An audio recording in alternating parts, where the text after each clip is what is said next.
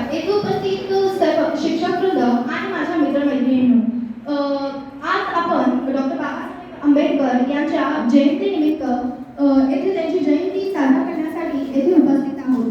माझे नाव साशे. मी विवेकानंद विद्यालय या विद्यालयाची 9वी अ ची विद्यार्थिनी आहे. आज मी डॉक्टर बाबासाहेब आंबेडकर व त्यांचे विचार याबद्दल माझे विचार मांडणार आहे. डॉक्टर बाबासाहेब आंबेडकर यांच्यासाठी शिक्षण हे खूप महत्त्वाचे होते.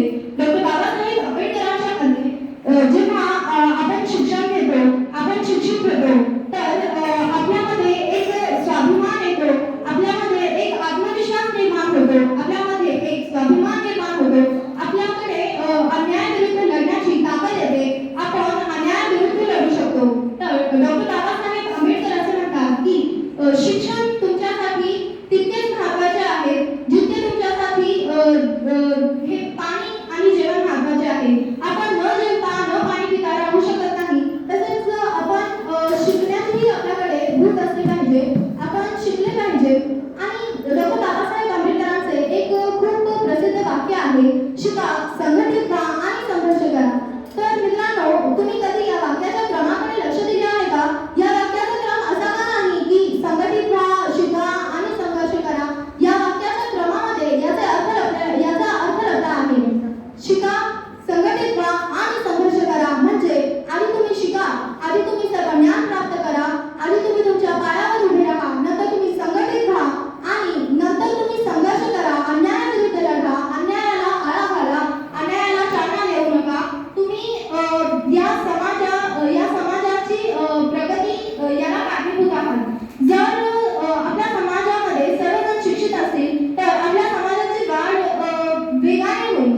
आपला समाज जो आहे तो एक अधिक चांगल्या प्रकारे त्याची प्रगती होऊ शकेल. दुसरी गोष्ट म्हणजे स्वाभिमान. डॉक्टर बाबासाहेब आंबेडकरांच्या मध्ये एक माणूस जर स्वाभिमानी नसेल, त्याच्यावर आत्मविश्वास जर त्याच्याकडे नसेल, तर तो माणूस कधीही पुढे जाऊ शकणार नाही.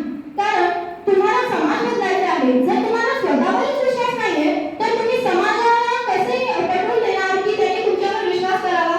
जर तुम्ही स्वतःवरच विश्वास ठेवत नसाल तर समाज तुमच्यावर कसा विश्वास ठेवणार? जर तुम्हाला समाजाला बदलायचं असेल तर सर्वात आधी तुम्ही स्वतःवर विश्वास ठेवा. स्वतःला कधीही कमी लेखू नका.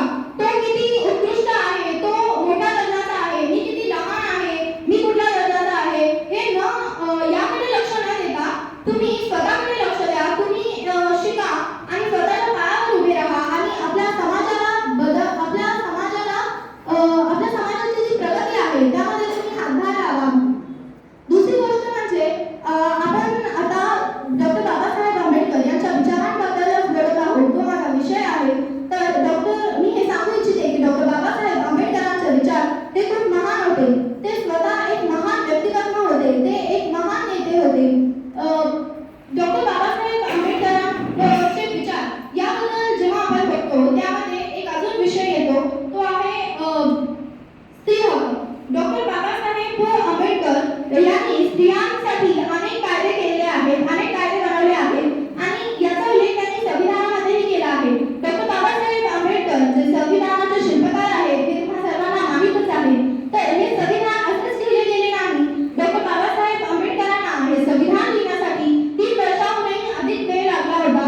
डॉक्टर बाबासाहेब आंबेडकरांनी अनेक देशांचे संविधानाचा अभ्यास करून हा संविधान लिहिला आहे.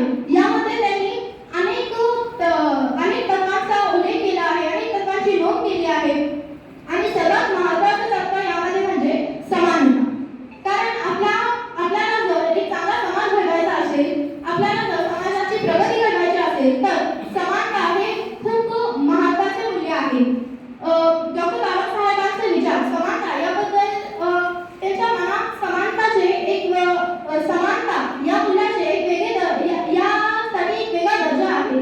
कारण तुम्हा सर्वांना माहीतच असेल, जेव्हा डॉक्टर बाबासाहेब आंबेडकर लहान होते तेव्हा ते अस्पृश्य समाजाचे असल्यामुळे, त्यांच्या जातीमुळे, त्यांच्या धर्मामुळे त्यांना त्यांच्या वर्गात त्यांच्याच वयाच्या इतर मुलांसोबत बसणेही शक्य नव्हते. का त्याची परवानगी त्यांना नव्हती. इतकेच नव्हे मित्रांनो, तर त्यांना स्वतःहून पाणी पिण्याचा सुद्धा अधिकार नव्हता. त्यासाठी त्यांना दुसऱ्यावर अवलंबून राहावे लागायचे. यावरून आपल्याला